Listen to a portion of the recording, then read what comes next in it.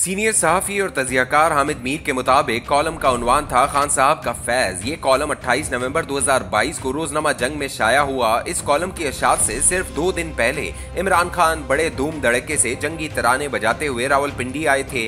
बज़ाहिर तो वो शहबाज शरीफ की हुकूमत गिराने आए थे, लेकिन असल मकसद जनरल आसिम मुनीर की बतौर आर्मी चीफ तकर्रुरी रुकवाना था। जनरल आसिम मुनीर की मुद्दत मुलाजमत 27 नवंबर 2022 को खत्म होने वाली थी और इमरान खान ने 26 नवंबर को इस्लामाबाद की बजाय रावलपिंडी में धरने का ऐलान कर दिया था। दूसरी तरफ जनरल कमर जावेद बाजवा बतौर आर्मी चीफ अपनी मुद्दत मुलाजमत में तोसी के लिए कोशिशों में मसरूफ थे और नए आर्मी चीफ की तकर्रुरी के लिए GHQ की तरफ से वजारत दिफा को नाम नहीं भिजवाए जा रहे थे। वजारत दिफा ने ये नाम वजीर आजम को भिजवाने थे और वजीर आजम ने इन नामों में से किसी एक को नया आर्मी चीफ बनाना था। जनरल बाजवा अपनी तोसी के लिए हाथ पांव मार रहे थे और core commander Bahawalpur general Faiz Hamid नया आर्मी चीफ बनने के लिए शहबाज शरीफ की बाकायदा मिन्नत समाजत कर रहे थे। एक मौके पर तो फैज हमीद ने वजीर आजम को पैगाम भिजवाया कि आप आसिम मुनीर को भूल जाएं क्योंकि वो तो रेस में है ही नहीं, इसलिए कि नए आर्मी चीफ की तकर्रुरी 29 नवंबर को होनी है और आसिम मुनीर ने 27 नवंबर को रिटायर हो जाना है। एक कोर कमांडर की तरफ से आर्मी चीफ बनने के लिए इस लॉबिंग ने वजीर आजम को इस नतीजे पर पहुंचा दिया कि जनरल बाजवा और जनरल फैज का गैर एलानी अलायंस टूट चुका है। वजीर आजम और वजीर दिफा ख्वाजा मोहम्मद आसिफ की कोशिश थी कि GHQ से आने वाली समरी में जनरल आसिम मुनीर का नाम शामिल हो जाए। आसिम मुनीर फौज के सीनियर तरीन जर्नैल थे, लेकिन बाजवा इनका नाम ड्रॉप करने की कोशिश में थे। आखिरकार ख्वाजा मोहम्मद आसिफ फौज के सीनियर तरीन जर्नैल का नाम वजीर आजम को भिजवाई जाने वाली समरी में शामिल कराने में कामयाब हो गए, लेकिन core commander Bahawalpur general Faiz Hamid ने तहरीक इंसाफ में अपने ताल्लुकात को इस्तेमाल करके 26 नवंबर को रावलपिंडी में धरने का ऐलान कर दिया।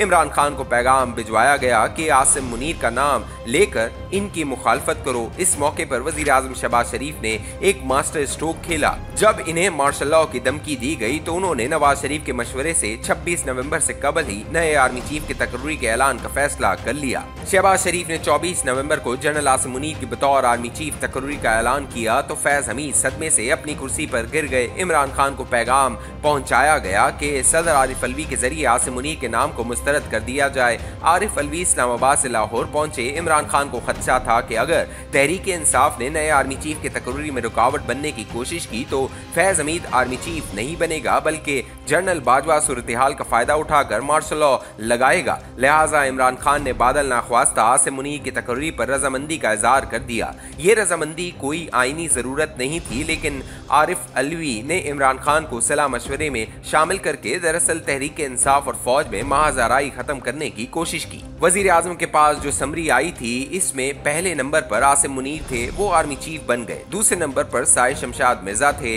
वो ज्वाइंट चीफ ऑफ स्टाफ बन गए। अजहर अब्बास तीसरे नंबर पर थे, उन्होंने 25 नवंबर को ही कबल अज वक्त रिटायरमेंट ले ली। फैज हमीद 5वें नंबर पर थे, लेकिन उन्होंने अजहर अब्बास की तरह कबल अज वक्त रिटायरमेंट न ली। फैज हमीद ने 26 नवंबर को धरने का इंतजार किया। 26 नवंबर को इमरान खान रावलपिंडी आए, लेकिन स्ट्रीट पावर न दिखा सके, लिहाजा इस्लामाबाद की तरफ मार्च के ऐलान के बजाय पंजाब और खैबर पख्तूनख्वा में अपनी हुकूमतें खत्म करने का ऐलान करके वापस लाहौर चले गए। खान साहब के इस ऐलान ने जनरल फैज की बहुत हौसला शिकनी की, लेकिन उन्होंने तहरीक इंसाफ जनूबी पंजाब से ताल्लुक रखने वाले एक रहनुमा से कहा, फिक्र न करो, मेरी बंदूक में बहुत गोलियां बाकी हैं। जब ये फिक्रा मुझ तक पहुंचा तो फिर मैंने वो कॉलम लिखा जिसका उन्वान था खान साहब का फैज।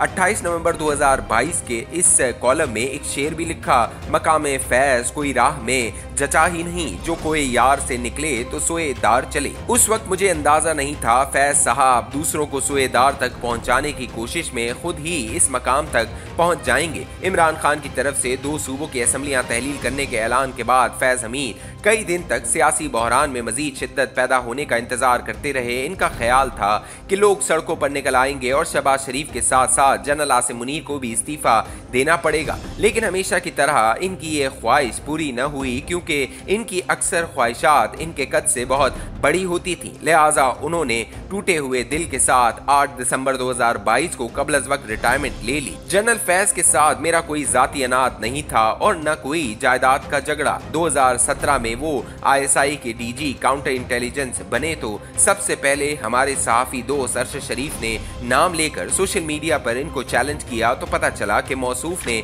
अपनी जेब में बहुत से सियासतदान और सहाफी डाल रखे हैं। आजकल तो कुछ ऐसे सहाफी भी नाक़दीन जनरल फैज में शामिल नजर आते हैं जो मौसूफ की खुशनुदी के लिए इंतहाई मुश्किल वक्त में मुझ जैसे कमजोर सहाफी पर बार बार हमलावर होते थे। याद रहे कि मई 2021 से मार्च 2022 तक मुझ पर पाकिस्तान के इलेक्ट्रॉनिक और प्रिंट मीडिया के दरवाजे बंद थे। पाबंदी के इस दौर में जब 11 जनवरी 2022 को मैंने वॉशिंगटन पोस्ट में लिखा कि 2022 इमरान खान के लिए डरावना ख्वाब बनने वाला है, तो फैज हमीद ने उस वक्त की हुकूमत के मुखालिफ कई सहाफियों से ये लिखवा लिया कि इमरान खान की हुकूमत 5 साल पूरे करेगी।